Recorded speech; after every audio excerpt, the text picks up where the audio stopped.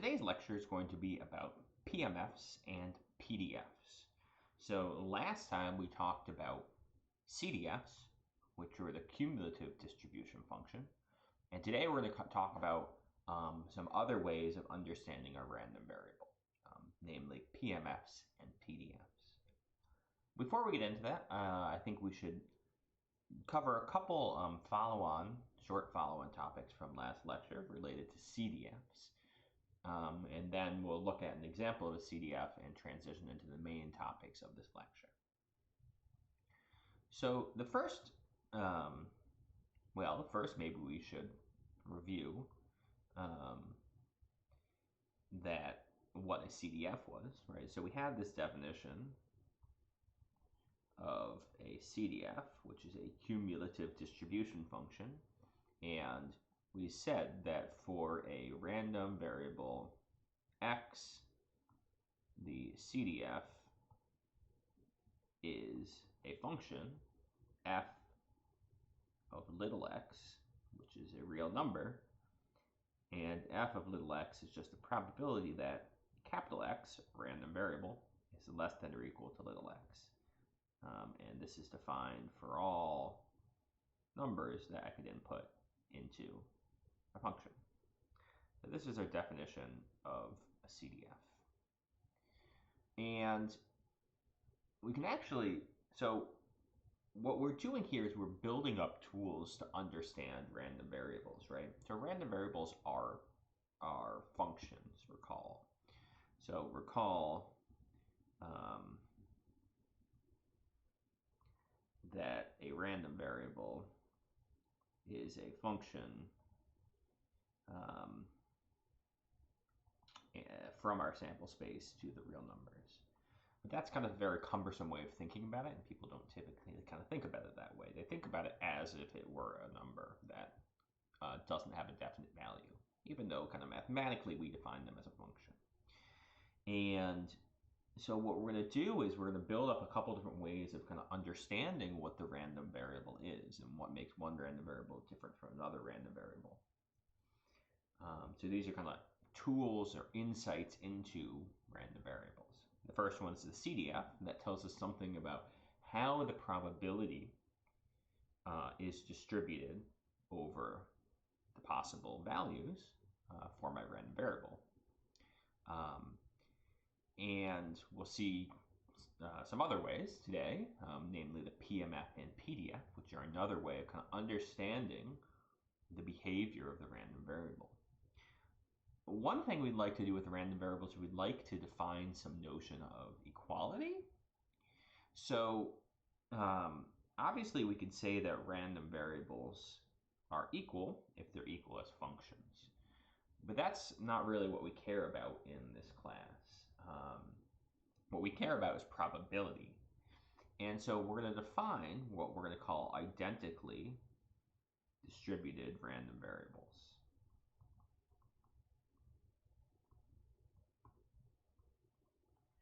And we're going to define what we call, kind of colloquially, when two random variables are equal in distribution. And we're going to see how this is different than being equal as functions. And so we say, let's say two random variables, x and y, are equal in distribution if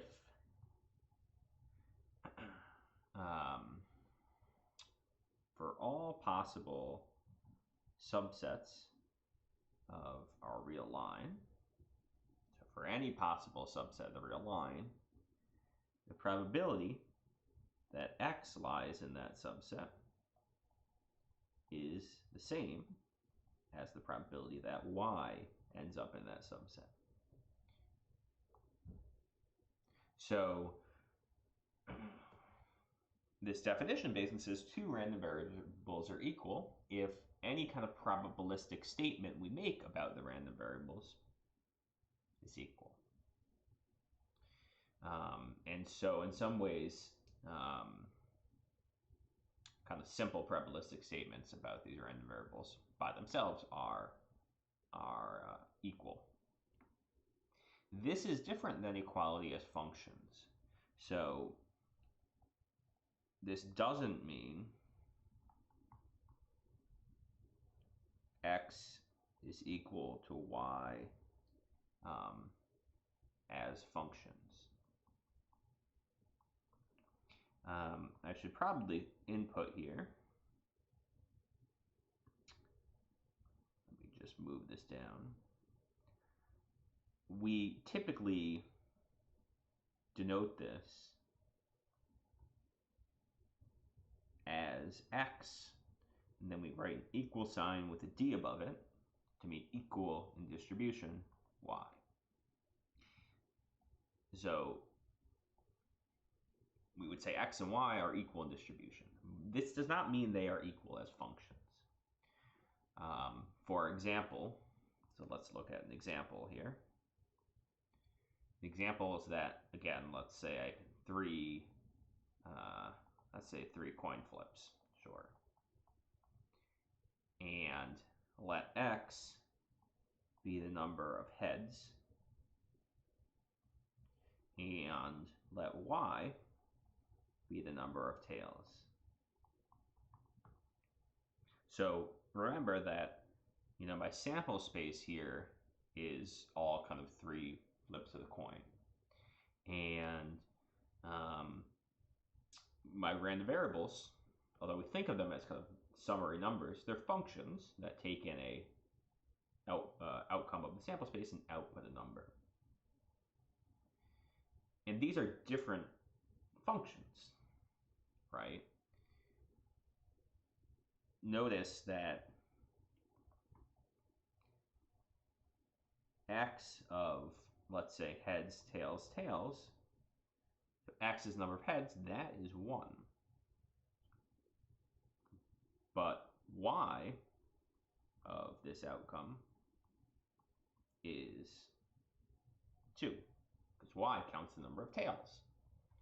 So they're definitely not the same function. So x and y are different random variables. They're not the same function from the sample space. They count different things. On different outcomes, you'll have different outputs there. But they have the same distribution. They're equal in distribution. They are equal in distribution.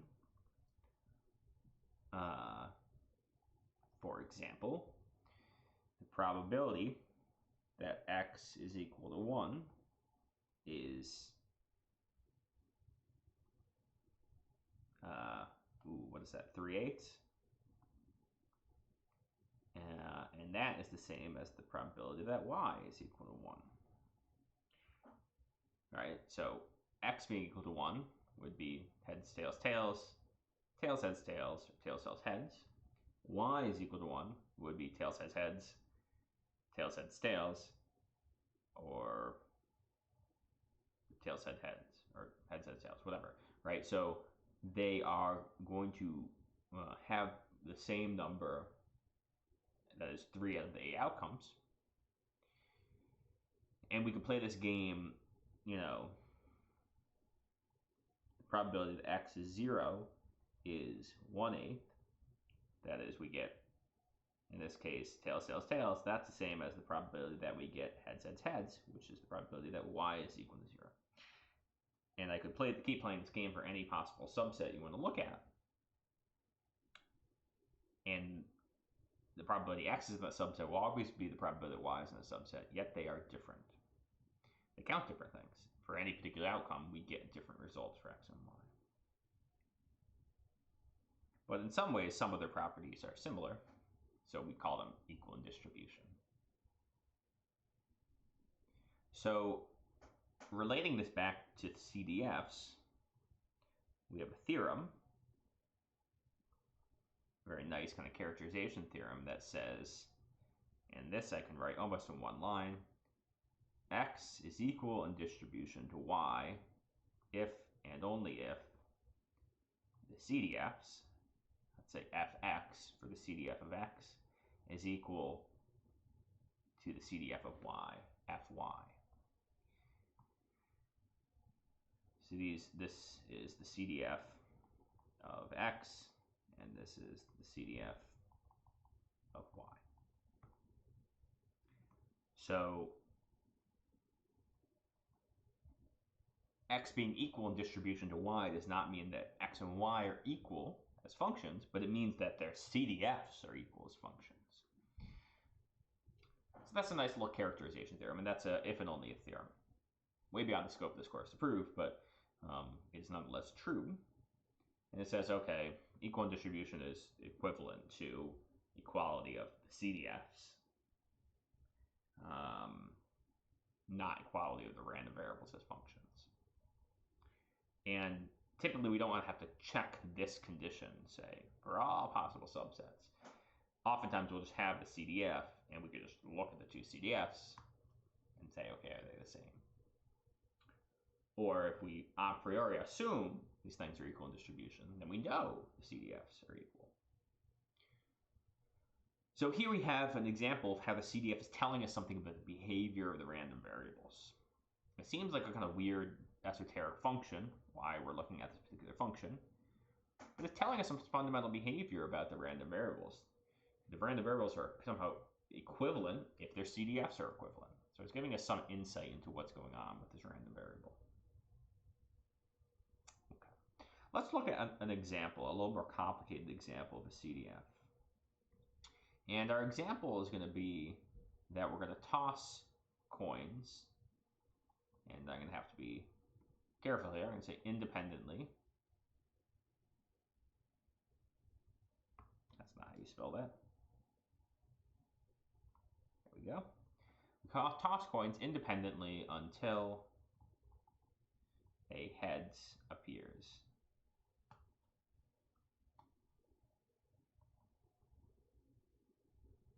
So what's my sample space in this case?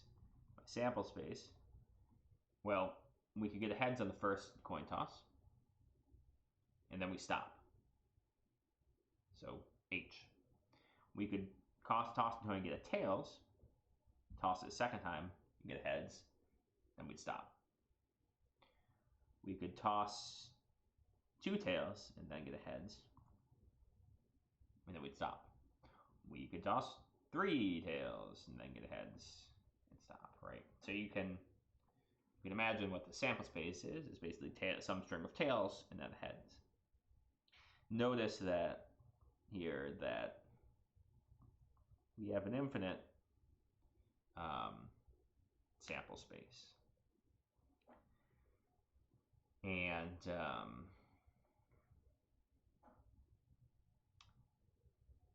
let us say, let P be the probability of getting a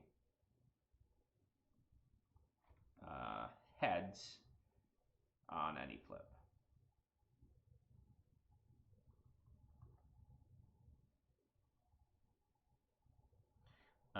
And we're going to define a random variable x to be the number of flips we have to make to get a heads. So let's just draw out a couple examples of what x looks like. So here's my little s and s, and here's my x of little s. So if I get a heads, I have to make one flip to get a heads. So x is 1.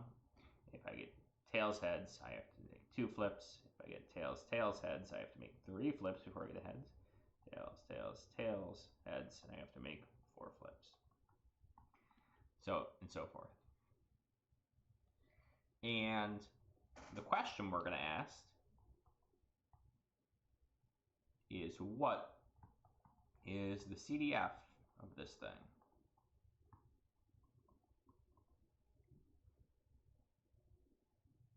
So recall that our CDF is the probability that x is less than or equal to little x. And this is for any little x, any real number little x. And to determine f, let's consider not this probability that x is less than or equal to little x, but let's consider something simpler. Let's just look at the probability capital X is equal to little x for some number little x. And so what is this actually asking? This is the probability it takes x flips to get a heads. So what I'm going to say is, first of all, let t sub I be the event of getting a tails on the ith flip, and h sub I is t sub I complement. So that's going to be the probability of getting a heads, or the event of, so t sub I is the event of getting a tails on the ith flip. H sub I is the event of getting a heads on that flip. In this case, this event, which you can think of x is equal to little x as an event. We know how to do that, right? It's the inverse image of little x under capital X, right? This event here, we can write as a intersection of these t sub i's and h sub i's, right? What is it? It's that it takes exactly x flips to get heads. So I must get a tails on the first, tails on the second, tails on the third, all the way up to a tails on the x minus 1 flip, and then I'm going to get a heads on the x flip. And so the probability that x is equal to little x is the probability that I get the sequence t1, t2, t3, tx minus 1, each x.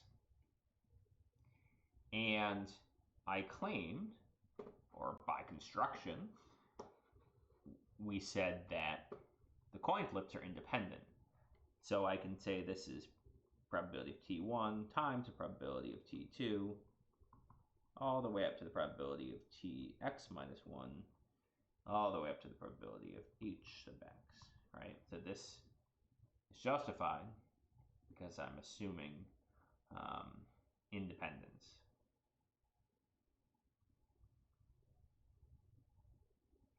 And I said that the probability of getting heads was p, so the probability of getting a tails must be 1 minus p. So each of these is 1 minus p, and then the last one is just a p. This, of course, can be simplified. 1 minus p to the x minus 1 times p.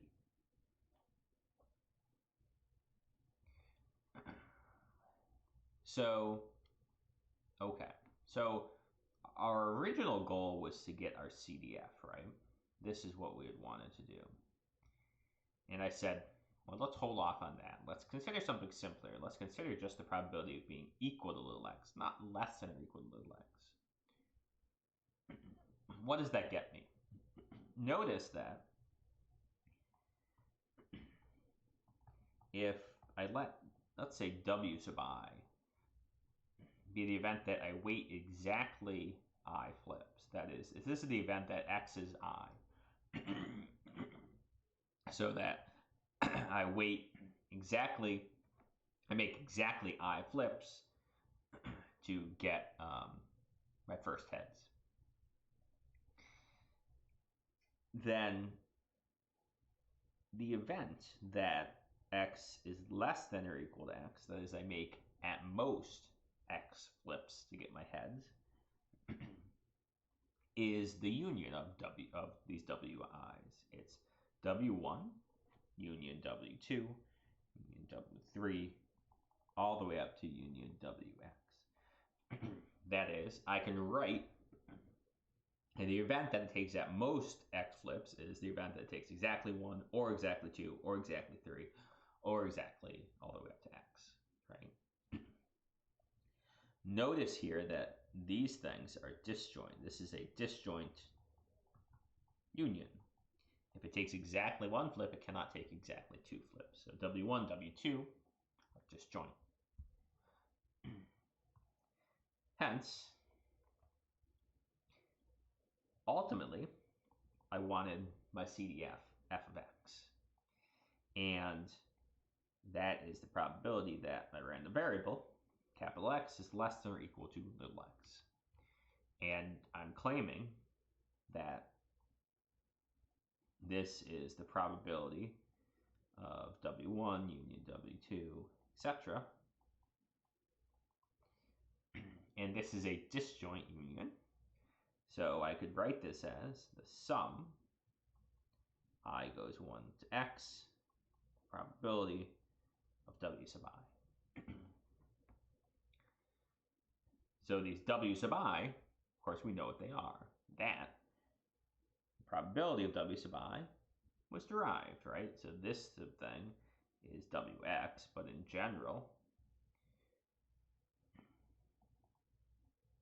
we can say that the probability of W sub I, 1 minus p to the I minus 1 times p. So now we've actually got an answer. So you could stop there. We could actually simplify it a little bit more. So recall from calculus 2 that the partial sum of a geometric series, or a geometric sum as it were, if I sum, let's say I goes 0 to n minus 1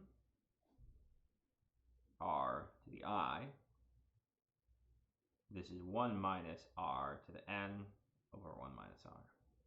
So this came up in kind of geometric series. That almost looks like what we've got here. Not quite. We need to play a couple little tricks. First, we can factor out the p. We can then change our index starting at 0. So instead of 1 to x, it goes 0 to x minus 1.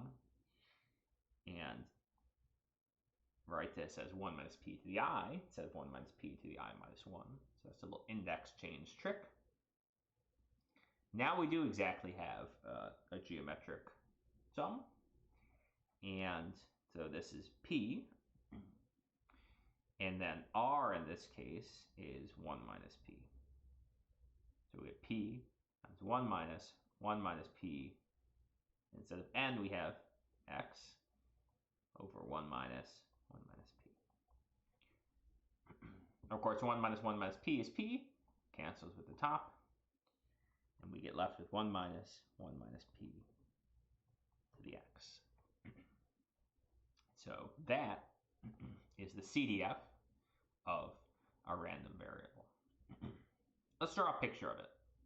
So CDF is just a function. We can draw, it's a real valued function. We can draw a graph of it. X versus f of x. We know it has to kind of start off at 0 and end up at 1. And we know the support of the random variable is just kind of the positive integers. So those are going to be the key players here.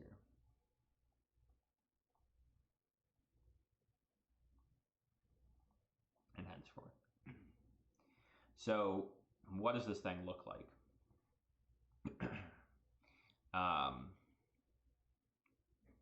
It is going to be 0 up until 1. At 1, I guess we should be a little careful here when we talk about x here, right? Really, we can't sum up to x unless it's an integer, but I'm allowed to plug in any real number x. So we should change this to the floor of x. So let's just change this to the floor function. So the floor function just means round down.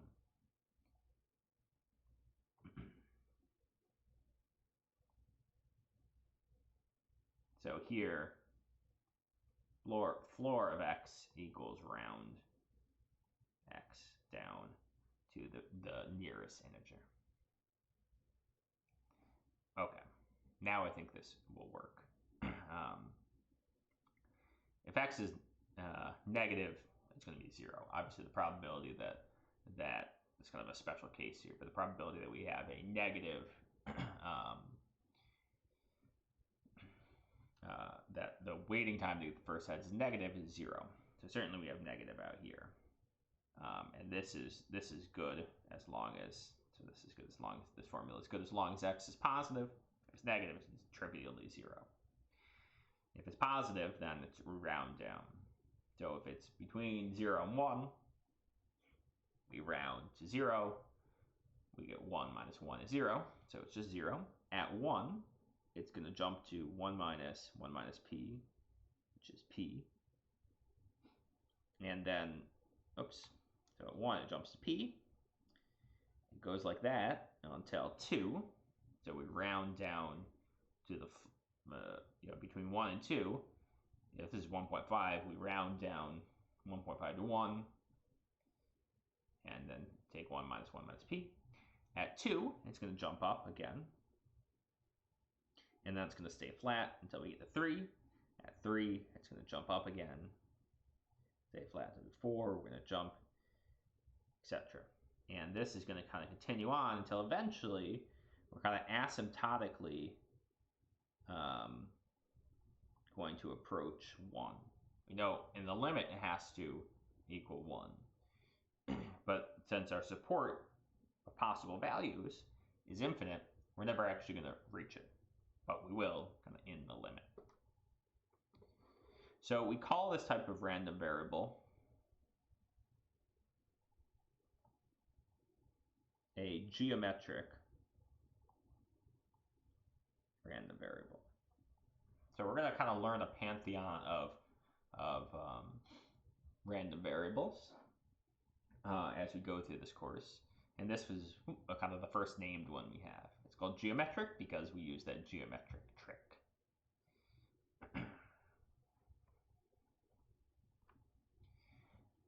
Notice that, so what I'll say here is notice,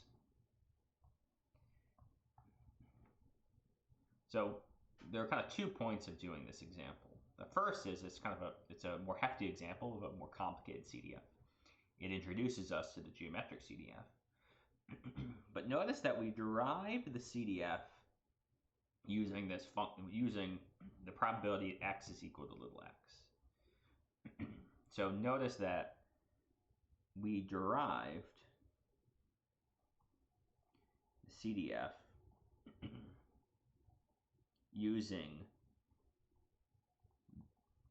the values of the probability that x is equal to each little x here. So this is going to motivate a definition for us. But first, we should real quick talk about what the real definition is of a discrete and continuous random variable. So let's say definition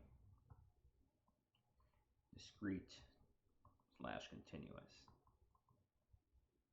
And we have this heuristic that discrete random variables are things where the support kind of comes in these individual little packets, discrete little packets. So the previous example where we can, our support is either 1 or 2 or 3, right? You can't take on value of 1.5. That we would think of as discrete random variable. And I don't think we've looked at kind of a continuous one yet. We will. We'll start talking about those today. But what's the kind of formal, correct mathematical definition? A discrete random variable is one whose CDF is a step function.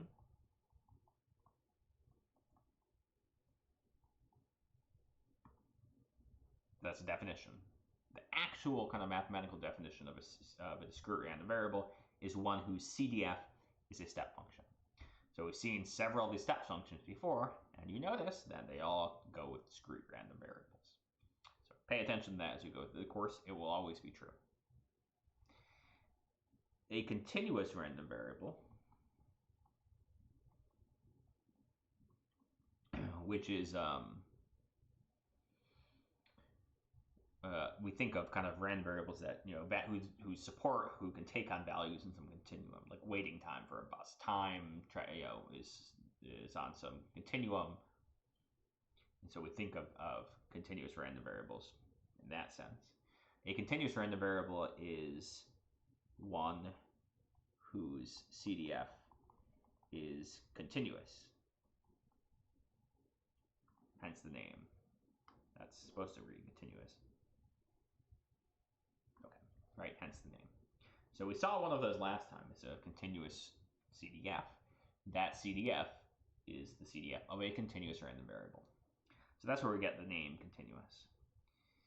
And that's kind of the formal definition of these, right? So again, just to point out, the CDF that seems a bit obscure is telling us something very fundamental about random variables. It allows us to distinguish precisely between discrete random variables and continuous random variables. Okay, that's a bit of an aside. The point I wanted to make here is that when we had this discrete random variable up in our example here, we know it's a discrete random variable because its CDF is a step function. And we were able to get the CDF by looking at the probability that x is equal to little x for a bunch of different values of little x in the support.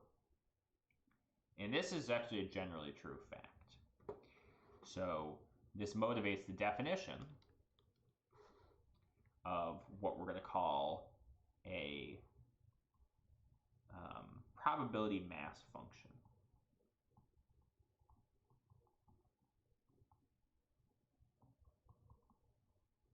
And that's probably the last time I will write probability mass function. They are called PMFs. And the probability mass function is pretty easy. For a discrete random variable x, the PMF is a function. Again, it's a real valued function. It takes in real numbers and it spits out real numbers. Defined as f of x is the probability that my random variable takes on the value little x. So this is its definition, and I can plug in any real number x, little x. So it is literally just, it is this useful tidbit here that we used in a previous derivation of a CDF. And it just tells us for each value of little x, what's the probability that x ends up there. Notice that I can plug in any value, any real number there. It doesn't have to be in the support. If I plug in a number, say my previous one, if I plugged in 1.5, I'd get 0 because I have no probability of taking on 1.5. If I plugged in 1, I would have gotten back p because I had probability p of x being 1. That's the definition of probability mass function. It's also called, let's just say, this is also called the distribution of x. So typically when people say, what's the distribution of a random variable, they're typically talking about the PMF.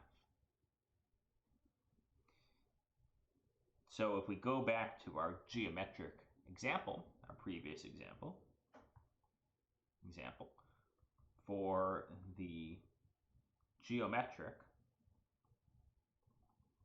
random variable, f of x which is the probability that capital X, a random variable, is equal to whatever value little x, this is equal to 1 minus p to the x minus 1 times p.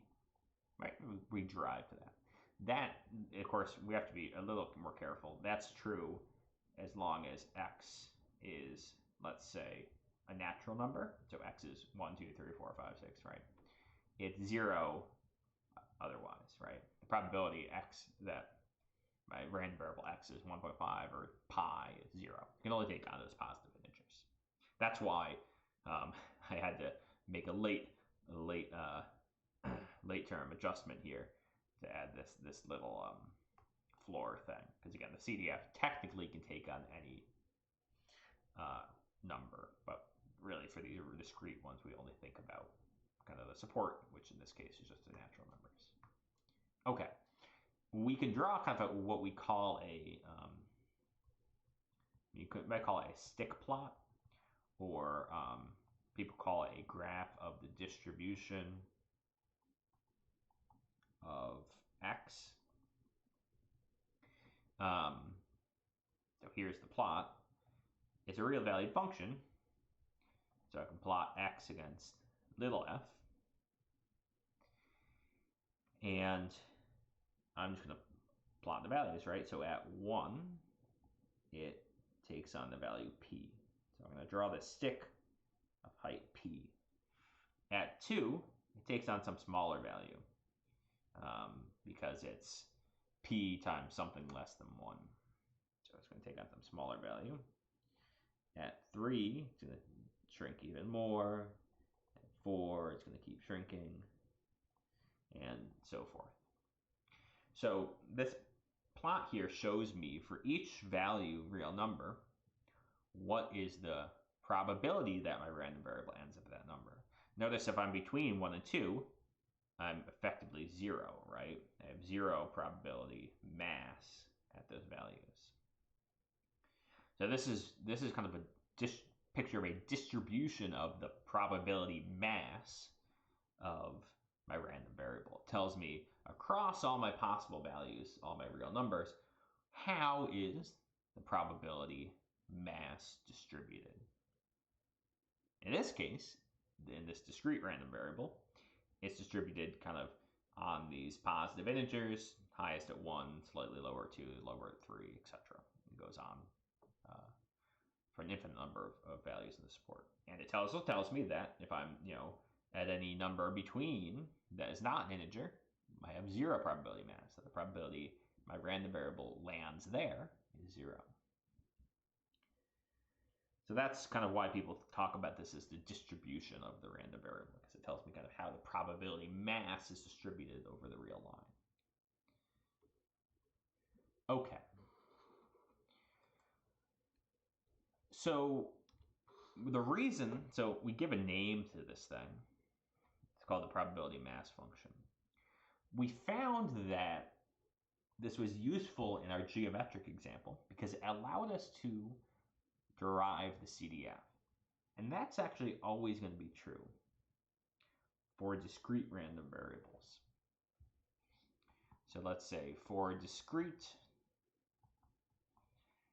random variables, the CDF, capital F, is going to be the sum, and I'm going to write it this way. I'm going to write I less than or equal to little x. It's a sum over the I and the support that are less than or equal to little x of f of I. And that's basically what we did in our previous example. So you can go back and you can show that the left-hand side here, of course, is the probability that we're less than or equal to little x.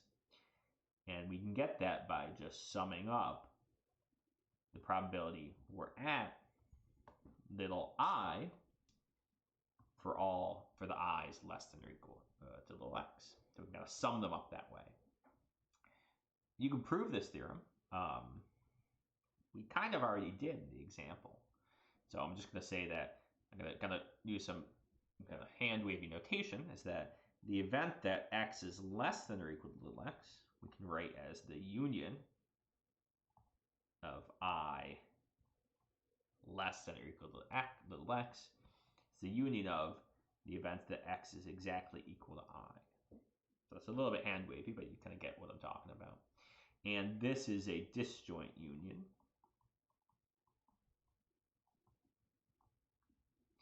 Hence, I can apply my probability function to each side. The probability that x is less than or equal to little x is the probability of this union. It's a bit hand-wavy, but you understand. You could name these events. And this is a disjoint union, so I can sum, and I can distribute my probability function through there. Of course, this left-hand side is my CDF, and I can rewrite this right-hand side as the sum of my PMFs. And that's the proof. That's all more complicated it is. So we can get the CDF by summing up the PMFs. We can actually go back to a picture here. Each of the jumps, so we have the step function. Each of these steps tells us the value of the PMF. So if you notice, we have a jump from 0 to P at 1. That corresponds, if I scroll down here, to my PMF being equal to P. So each jump, this first jump tells me F of 1. The second jump here tells me F of 2. This third jump here tells me F of 3. This jump here tells me F of 4, etc. So there's a correspondence, right? When I kind of sum to get the CDF, I can basically sum up my PMF, which is exactly what that theorem is saying. Is that, so when I'm less than 0, my PMF is 0, so I'm summing up a bunch of zeros, nothing. As soon as I hit 1, if I go down to my PMF here, so I go 0, 0, 0, 0, hit 1, ding, okay, I add P. So I jump P. Then, as I continue skating along, I'm adding nothing, nothing, nothing, nothing, nothing, until I get to 2, ding, I add whatever the value is at 2. So I jump up again at 2, and so that jump is exactly equal to F of 2. And so you can think about it, and you can play this game, and so each of the jumps in my discrete, for a discrete random variable, each of the jumps in my CDF corresponds to exactly the value of the PMF at that point. Okay, let's look at an example, another example for PMF.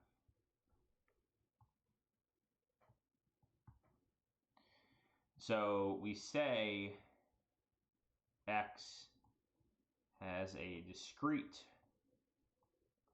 uniform distribution over the values 1 to, let's say, some number n. And we're going to denote this, so we're going to introduce some notation. We're going to write this saying x tilde u for uniform. So the tilde is read as distributed as, and it's uniform over the numbers 1 to n. So I'm going to write it like that. So this is read as x is distributed as, so the tilde means distributed as. X is distributed as uniform over the numbers 1 to n. So there's a little bit of notation. What we mean when we say x is distributed uniformly over the numbers 1 to n, this means that by the PMF of x is 1 over n for I 1 to n. So typically this is the way it would write it. What it means is that it has the same value, a uniform value of 1 over n for each of the values in my support. This is typically how you'd write it. Implicit here is that it's 0 otherwise, right? So typically we only describe the PMF for the values in the support. Technically this PMF is defined for all real numbers, so you'd always kind of just tack on and 0 otherwise. But we're really lazy and we don't want to write that a bunch, so we'll typically just write what the value is for the support, and then it is implied that it's 0 everywhere else. Let's look at a graph of this PMF. So I have my number 1, 2, 3, all the way up to n. And my PMF, so I have n numbers, is just 1 over n at each of these numbers.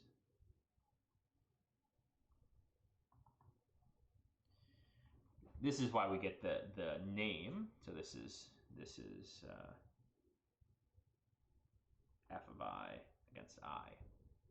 This is why we get the name uniform, because my PMF says that the mass is uniformly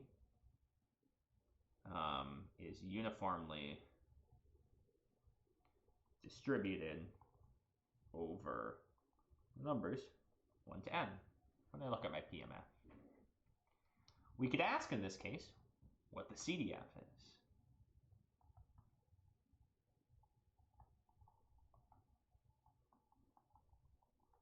And now we have this really nice theorem. So our theorem is this one. We know how to get the CDF. I'm just going to sum up the values of my PMF. So let's do that. What's my CDF? The CDF at x is, I'm going to sum over everything. So what does my theorem say? It says sum over I less than or equal to x of f of I. Right? That's literally the theorem.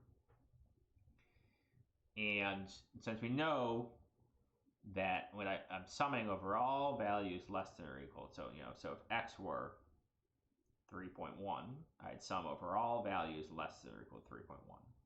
Well, the only values that are going to come into play that are going to have a non-zero contribution that sum are the ones in my support. So I can actually just basically ignore everything that's not in my support. So again, I'm going to say this is the sum. I goes 1, and then we're going to say it's to the floor of x. That is, if it's like 3.1, I'm going to round down to 3. Because there's no point in trying to sum over a bunch of zeros between, say, 3 and 3.1. So I actually just need to round down. Not a big point. And I'm going to sum up f of I. Basically, the point is that I only have non-zero values of f of I, or values in my support. I can ignore everything that's not in my support. So I can ignore anything negative, I can ignore anything that's not an integer, and so hence I can round this down to an integer, and I don't lose anything. And f of I is just 1 over n for all these values in my support. So I go 1 to x rounded down, and f of I for those values in my support is just 1 over n. And so I get 1 over n x times. This is just floor of x over n.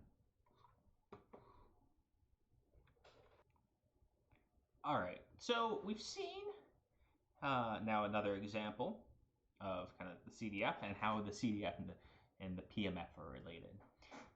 And so kind of we had said that we can get the CDF by doing a clever sum of the PMF. There's a more general theorem, so I'm just going to say more generally. Oh, that's not how you spell that. More generally,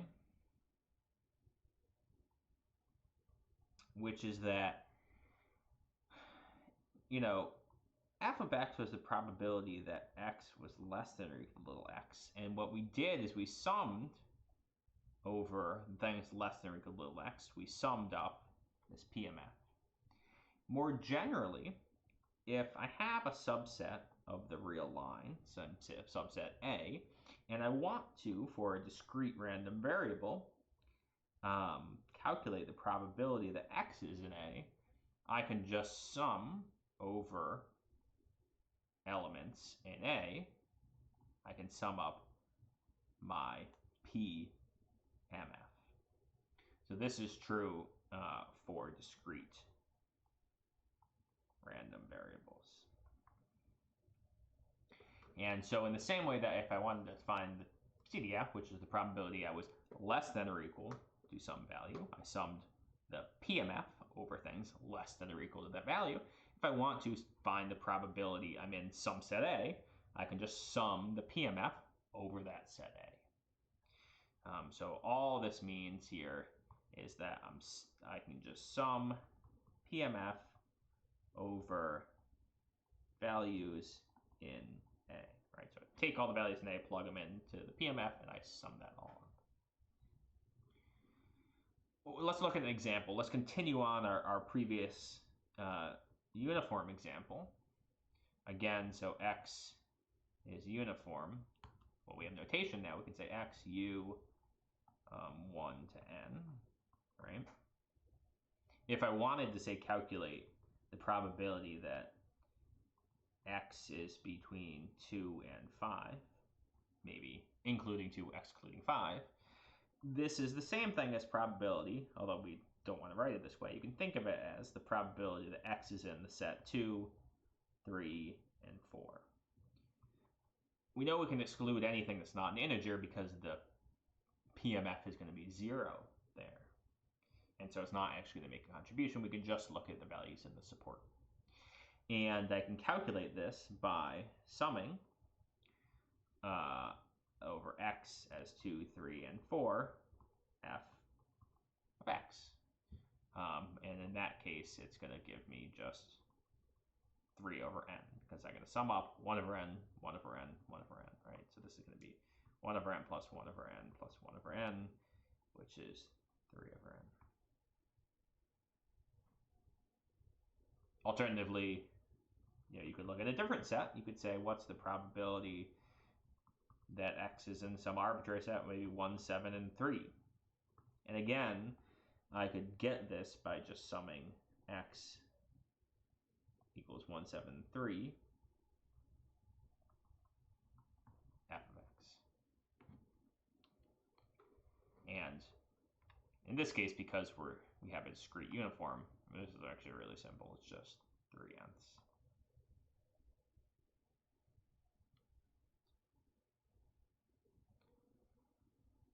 Okay, let's look at another example of another different PMF. Let's leave behind CDFs. Let's just talk about PMFs. So here's my example. I'm going to roll a die, a fair 6-sided die, 60 times independently. And I'm going to define a random variable x, and this random variable x is going to be the number of 6s I roll, for example. So I have 60 rolls. I can get 0 6s, I can get 1 6, I can get 2 6s, I can get 3 6s, although I can get all 6s. Unlikely, but I could. Let's derive the PMF, probability mass function. I want to know how the probability is distributed, right? I have this intuition that getting 60 6s is unlikely, but also getting no 6 is unlikely, and getting 5 6s is more or less likely than 1 6, right? So the PMF, again, I only really have to worry about values in my support, right? So I'm going to assume that here x is either 0, 1, 2, little x is either 0, 1, 2, up to 60, right? And f of x is the probability that capital X, my random variable, is equal to the value of little x. And that is, in this case, this is the probability I roll x 6s in my 60 rolls. Okay. So let's just start calculating some values. What's f of 0? This is the probability that I get no 6s. And so one way of thinking about this is I by independence, since each of these are independent, I have a 5/6 probability of getting no 6 on the first one, 5/6 on the second one, 5/6 on the third one. Because these are all independent, I can multiply, and I can multiply 60 of these. And so I'm going to get 5/6 to the 60. Okay, so that's our first value. We got f of 0, we only have 60 more values to calculate. F of 1 is the probability that x is equal to 1, which in this case, I have 60 places that I could place my 6th.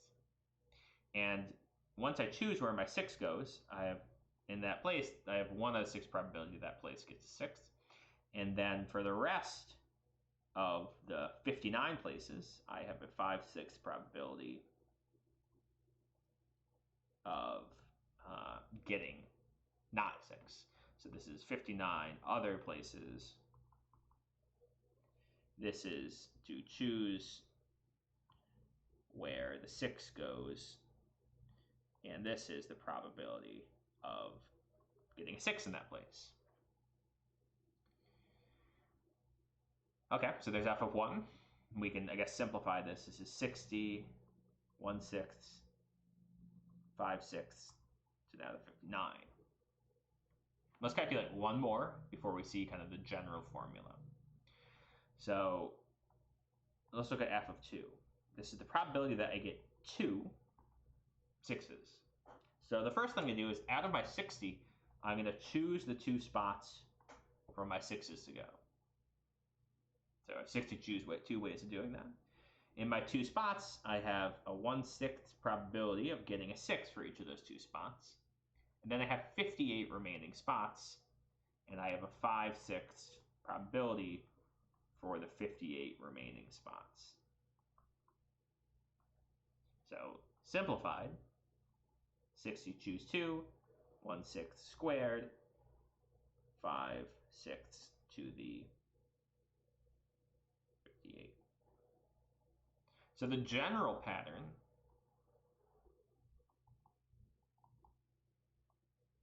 here is the PMF f of x is the probability that x is equal to little x, that is I get x 6s, and I can do this kind of in a similar way.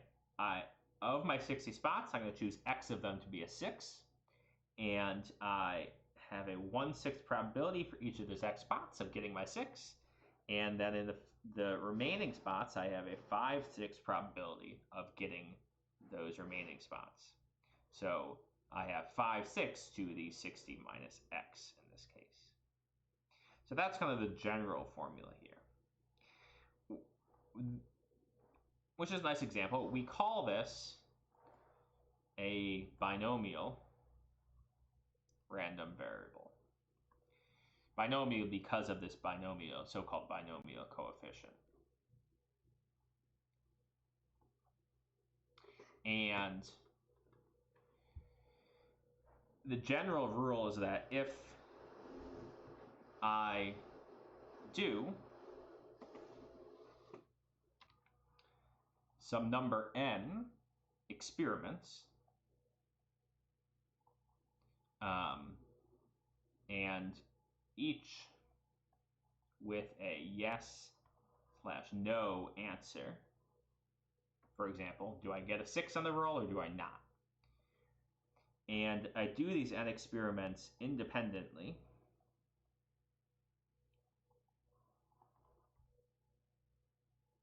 And each has a probability of getting a yes or a success of p. So the probability is some number between 0 and 1 of getting success. So I'm doing some series of experiments. Maybe it's rolling dice. So in our case above, we can think of this as doing n is equal to 60 experiments, meaning we roll the thing each time. Our success, or our yes outcome, in the kind of the binary yes or no of each of these experiments, is 1/6. And if I let x equal the number of, quote, yes experiments, we basically are going to get a similar kind of probability calculation that we did above. We call x a binomial, random variable, and we denote this as x tilde, so x is distributed as, bin for binomial, and that has two parameters: how many trials we do and what the probability of getting a yes is on each trial, or success, or in our case is 6.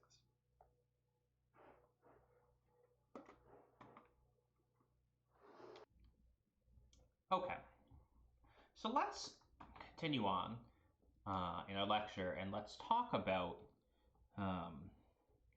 now continuous random variables. So first we should recall a fact, and this will connect to continuous random variables, but let's recall a fact was that we said that we could write the probability that x is between a and b as the difference of CDF. So it's f of b minus f of a. That is just bigger, x is bigger than a, but less than or equal to b. And we also had this fact that if I say draw a picture of my CDF here, that we had these for a discrete, so this is for a discrete random variable, we know that the CDF will have these kind of jumps, right? And I made this claim that the jump size here is basically, if this is x, what do we want to call this? Let's call this a. If this is a, that's different than that a. What do we want to call it? If this is y, let's say this, then f of y is the jump size at this value y here. Okay. So let us consider the a particular limit. Let's look at the limit of the probability of x minus epsilon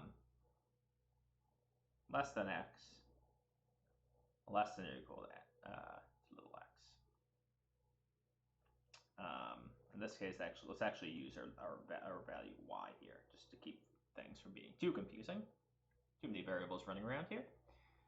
Okay, so we're going to look at this as epsilon creeps down to 0, right? So what we're looking at is this interval that includes y here. So basically includes y, and it goes to y minus epsilon here. So it's kind of this interval.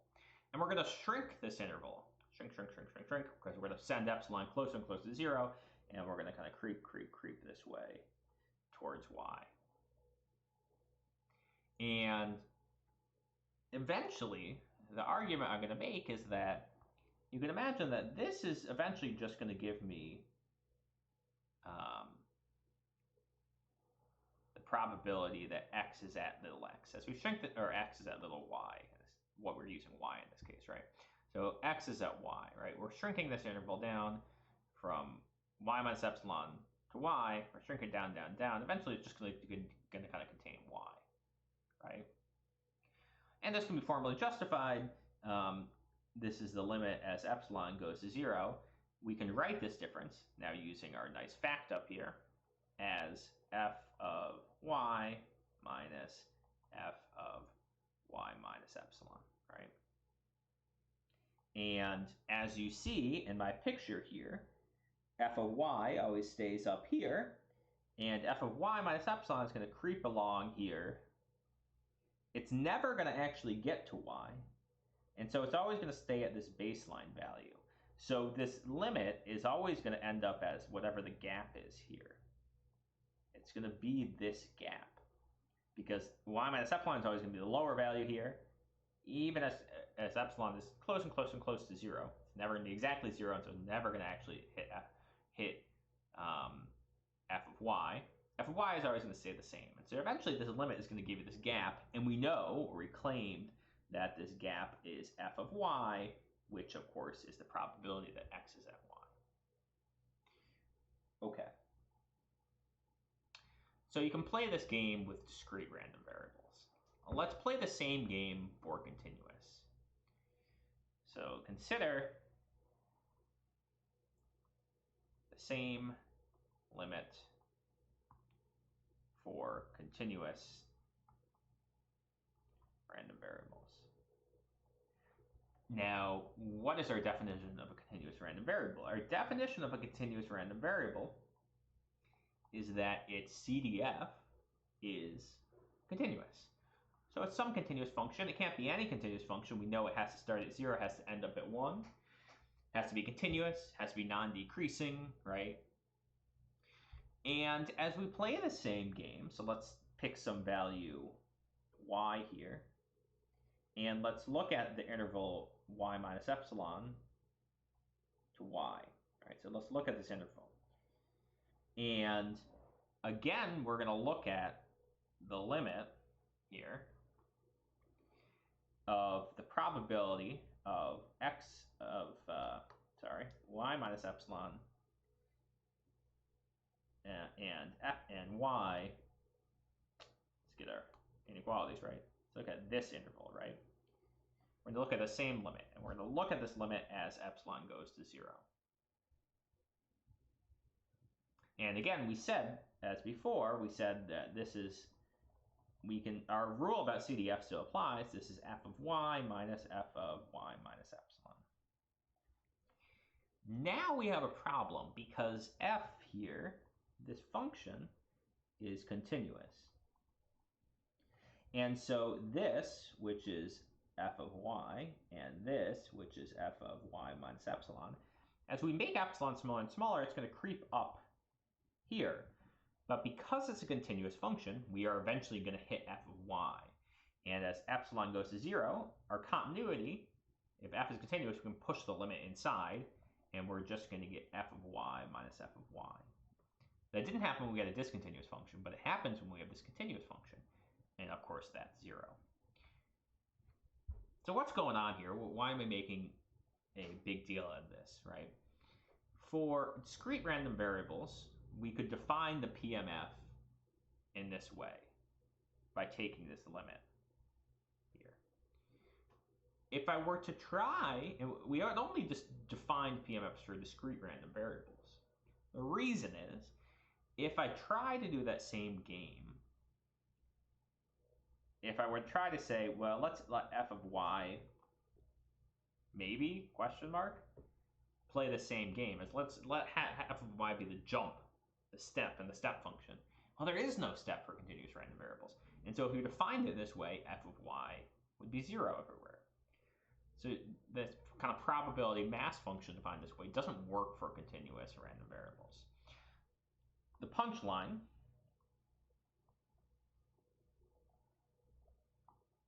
is that we can't define a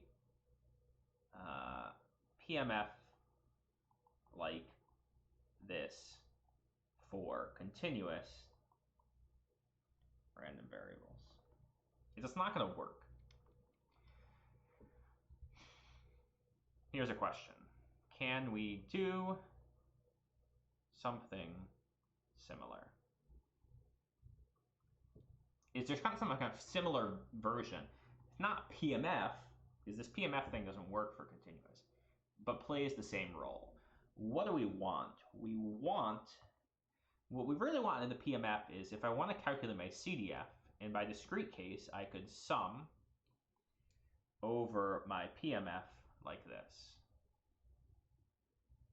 I could sum over all values less than or equal to x of my PMF. Turns out we can do something like that. And what that is called is, for continuous random variables, we call it the probability density function. Okay, let's give a definition. Probability density function.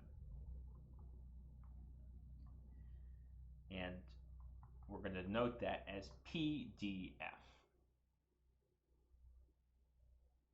And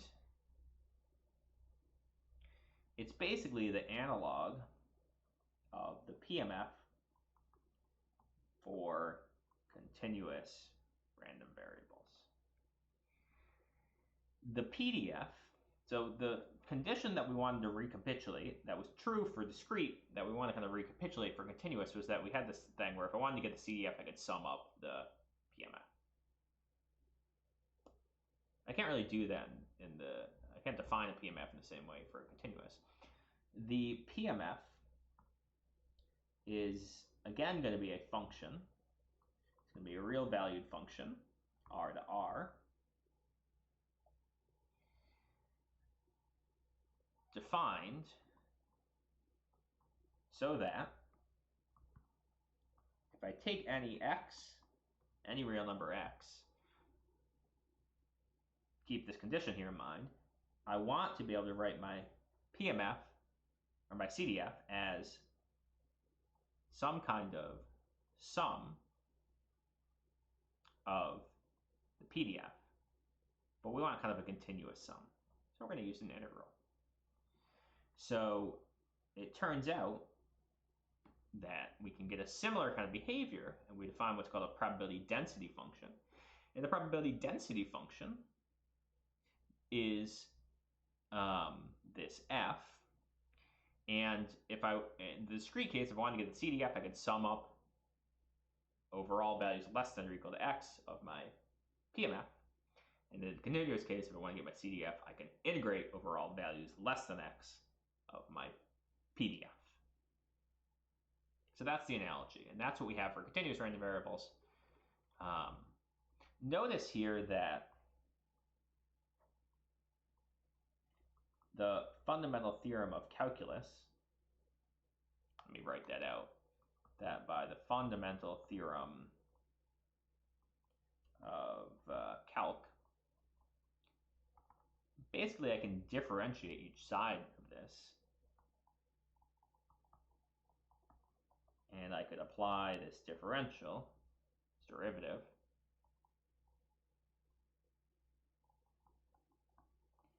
and what would I get? I would just get f of x. So, important, what this shows is that f of x is just the derivative of my CDF. So that PMF, PDF in the continuous case is derivative of CDF. And this is a similar kind of fact that in the discrete case, the PMF was way back up here.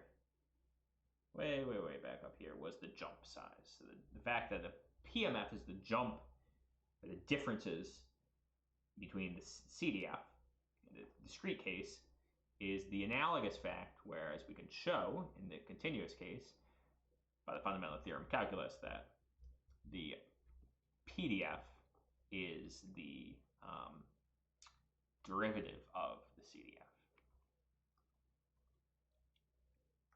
So what I want to point out here kind of as a closing fact, as you've kind of already seen here, is that things are a bit more complicated for continuous random variables. In the discrete case, we had what was called a probability mass function. And you could have a picture, f of x versus x, and you had the stick diagram. you had discrete locations of mass. Your mass may be distributed in some way. Who knows, maybe. This is the distribution of mass. And in the continuous case, we're going to have what's called a PDF.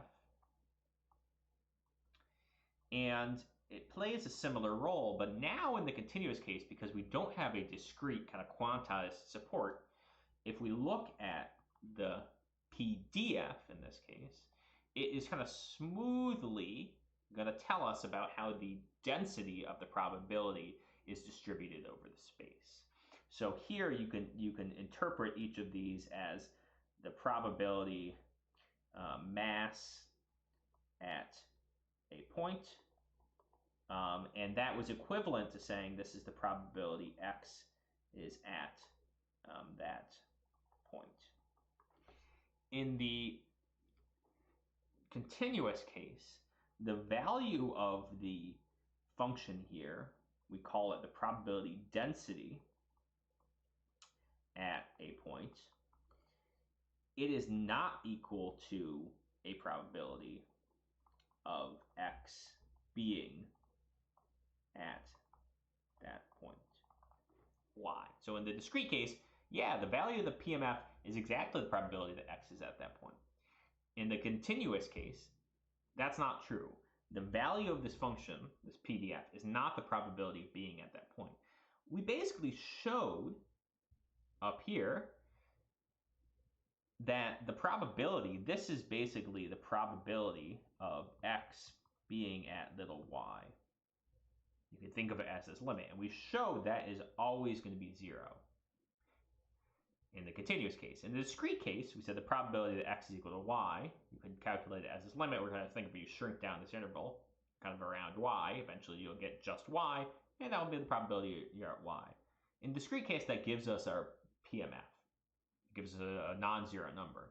In the continuous case, it's always going to give us 0. So the probability that x is at any individual point is 0. Because the mass is the density of the probability is kind of spread out across the space.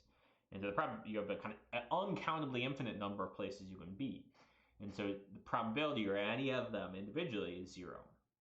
Nonetheless, we're going to see that in the next lecture that you can still make probabilistic statements using this. So this is one of these confusing things where the probability of being at any individual point is going to be 0, yet this is still going to tell us some kind of fundamental behavior, this PDF of continuous random variables, in the same way that the discrete PMF does for the discrete case. Okay, we're going to stop there for this week. So that is kind of the basics of PMFs and PDF.